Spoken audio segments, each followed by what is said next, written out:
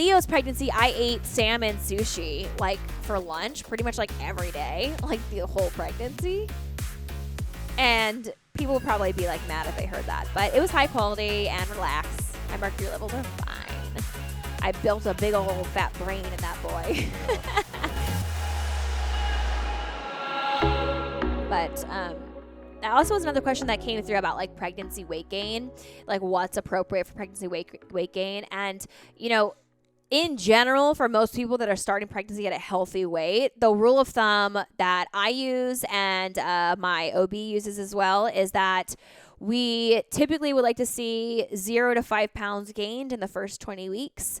And then from 20 weeks to 40 weeks, 20 pounds gained. So 25 pounds in pregnancy gained for someone that's starting pregnancy at a normal, healthy body weight is plenty for mom, for baby. And of course, we want like nutrient dense, anti-inflammatory, a well-balanced diet. Of course, eat until you're full, but you want real whole foods. You don't want to be having major sugar addiction in pregnancy. You want to be keeping your lean proteins at adequate levels, your healthy fats at adequate levels. You want to be controlling insulin so you can avoid things like hopefully diabetes in pregnancy.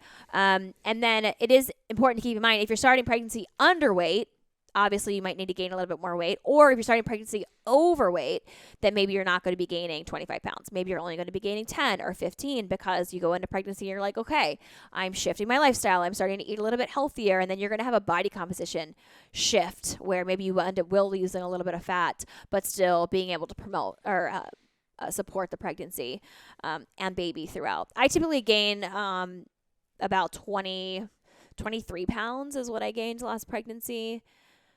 And I feel pretty good at that. But like my babies are like 9 pounds. So a lot of that is baby. Big baby. I'm not popping out 5-pounders. You know what I mean?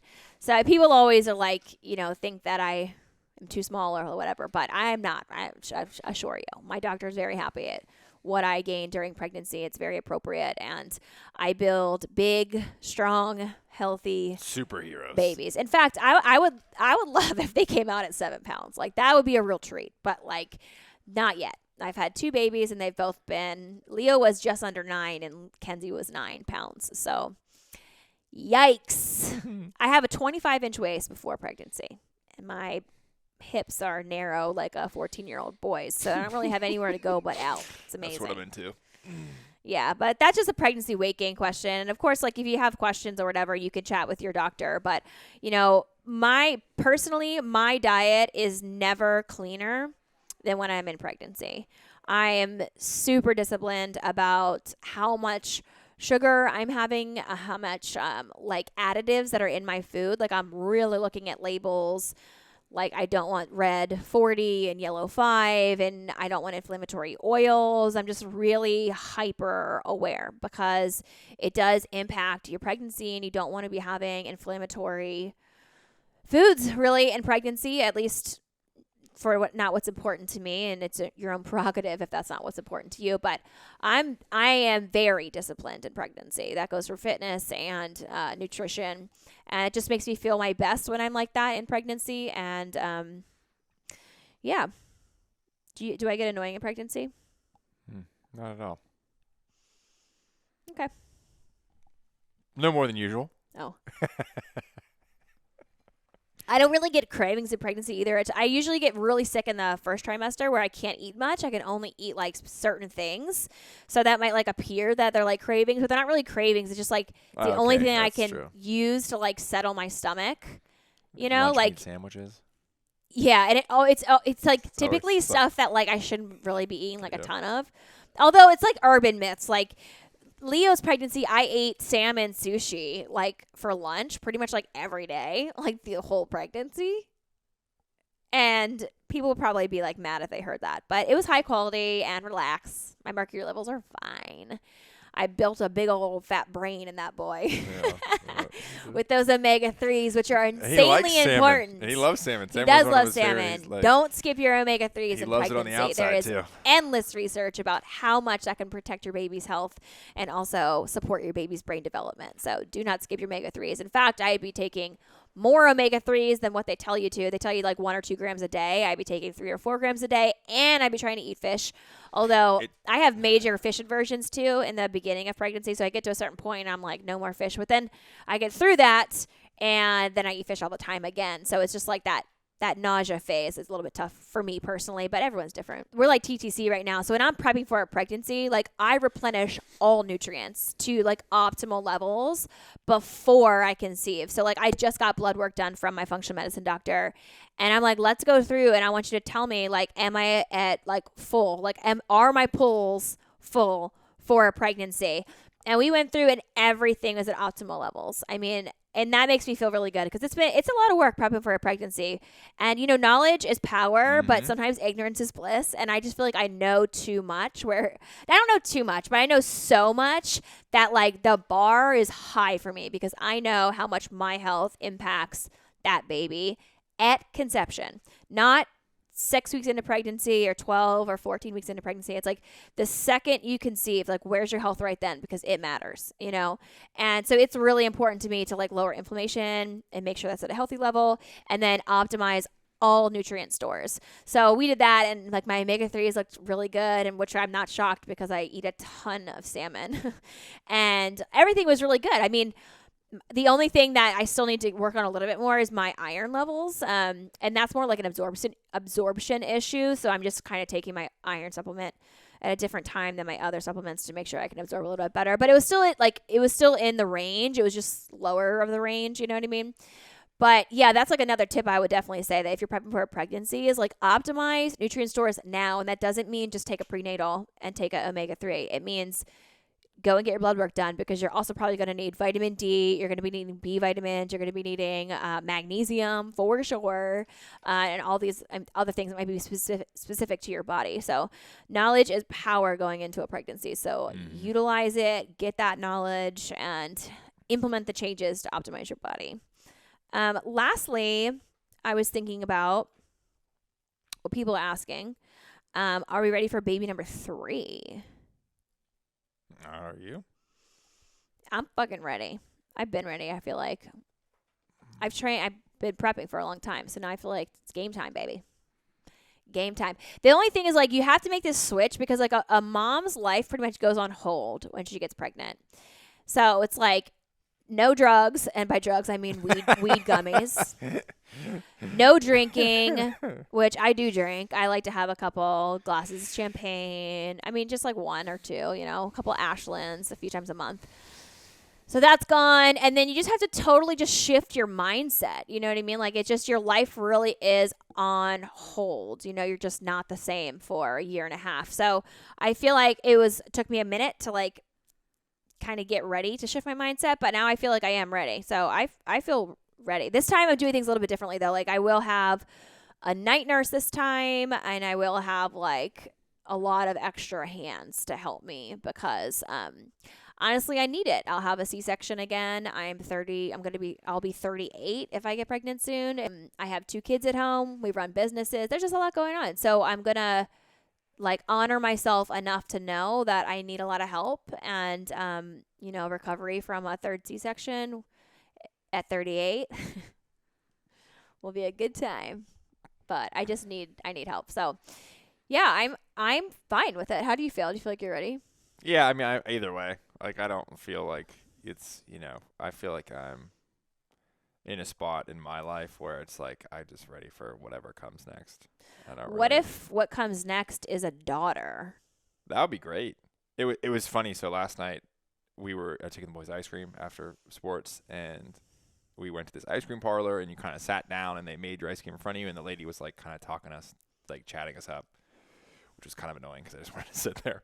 But so she was like, hey, he's vastly improved. He was having a rough time sitting still, and he was terrorizing Mackenzie, and the lady came over and she was like, hey, you gotta be nice to your brother. He's the only one you got. And then like she realized that she didn't know our full family makeup when she said that. She was like, unless you have another brother or sister like that's not here. And then Kenzie was like, no. And long story short, she was like, well, what if it's she's like, well, Kenzie, then Kenzie was like, oh, well, we're trying right now. Like, hopefully we'll have one more. I would like to have one more. And she's like, the lady was like, well, it might be a sister. Like sisters are great. Like, and he was like, yeah, that would be great too. So it was just really cute because he's excited for what could be. But yeah, I mean, it's Yeah, he whatever. makes you take a pregnancy test like every morning. That's so funny. He's like dying to see 2 lines. It's like one line, one line, one line. He's like so disappointed. I'm just so fine either way. Like I don't really like. I'm fine either way. Like I just feel like there's one more to like complete us, and I don't know. I had this dream once, and I had 3 kids in the dream, and they all talked to me, and they told me they were my kids, and like it felt so real. I've never been able to get it out of my head. And I had that dream before I ever had Kenzie, before I was even pregnant with Kenzie, which is my oldest. So I had the dream like 10 years ago. And in the dream, I had 2 boys and a little girl. And I've never been able to shake it. Like I feel like that's my like destiny, you know. But who knows? I mean, maybe we won't get pregnant, or maybe it'll be another boy. And if it's another boy, it's just like, all right, come on in, you know, like join the team. Yeah. At this point. Yeah, it's like it's a team, right? It's like kind of like Violet. It's like our it's new like puppy. Before you have them, it's like I seriously don't want a puppy. Like even like now, it's like oh my god, this dog's got to come back. But like when they're there, when they're around, it's like dude, she's cute as fuck. Like you know what I mean? Like she's like it won't be like hey, don't like. Yeah. So like if you think when you look in the moment when someone's not present, it's hard to realize the impact that they'll have on you. Yeah. Versus when they're here, and then you can't imagine your life without them. And the kids are kind of that same way, that you have to have children to understand the impact that they have on your life. And to me, it's the more the merrier, right? Like it's not like would I be happy with 1, 2, it doesn't factor into my like. Yeah, but if we did end up having a girl, oh my god, she would just fucking have you wrapped around her pinky toes so hard. It's gonna be so fun to watch. Maybe. I wish I could get you wrapped around my pinky. Yeah, you probably have to treat me the way she'll treat me, which is nice. Don't put that out in the universe. I treat you nice. I'm not putting it in the universe. It's already here.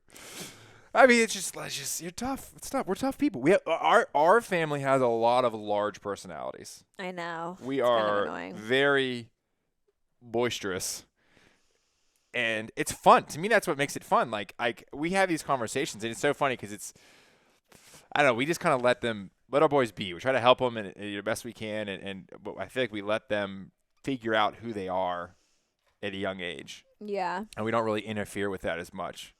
And that's kind of fun. And there's a lot of stuff that says, like, when I'm like, I think about what the boys say. Like Leo's called me a moron probably 30 times in the last 2 days. And, like. It's his new favorite word. And yeah, it's his new favorite word. And he means it. He doesn't mean, like, and, like. You moron. Yeah. He's a meanie. Meanie.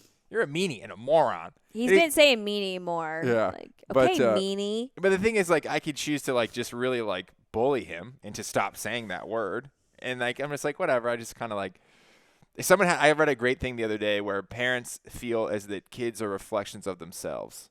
And that's not the way we should be looking at things, like, especially at a young age. It's like in public, if our kid does something wrong, that we feel embarrassed. But we're not the ones doing something. I'm not saying you. Yeah. I'm saying just in general, like, people, like, treat their kids and they, like, not shame them is the wrong word, but, like, into fitting into this societal mold. Yeah. And that, I think that creates could create a lot of animosity. A lot of, like, all these kids are really unique. Yeah. Or they're very different, even if they're growing up in the same household. To me, I have a really big appreciation for that, especially more so now. But yeah, it would be fun. Like, on one hand, it'd be fun to just go back and, like, have a baby in a year. And on the other hand, it'd be fun to have a fucking 6-year-old and a 9-year-old and just be traveling in a year, like, and not have to worry about other, like, because then you got to worry about stuff again, which is, to me, it's like, it's the whole, like, out of your control thing. But again, like, that's when I feel it with you, and it's like fuck, it's like one more thing that's out of your control. It's like, do we need one more thing that's out of our control? And it's like, or you could say surrender. Yeah, exactly. Or you can be like, listen, this shit's out of my control anyway. Like, surrender. So the thing is, there's trade-offs, and in my opinion, like, the benefits outweigh the risks. I mean, like, one more kid could be like the final piece to our puzzle, which, like, creates, like, so much, like fulfillment for everyone, I don't know. Yeah. I'm very intuitive. I follow my intuition a lot. My intuition says. But here's like my thing is like whatever happens, and your brain is like, no, it needs to happen here. Here's what I gotta prep. Here's what I gotta do. I'm like, well, I know, fuck, but dude, like that's not.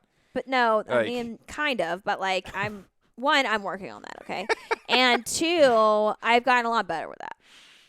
And Yeah. 3, there is a lot of prep that needs to go into Yeah. a pregnancy or another child. Yeah.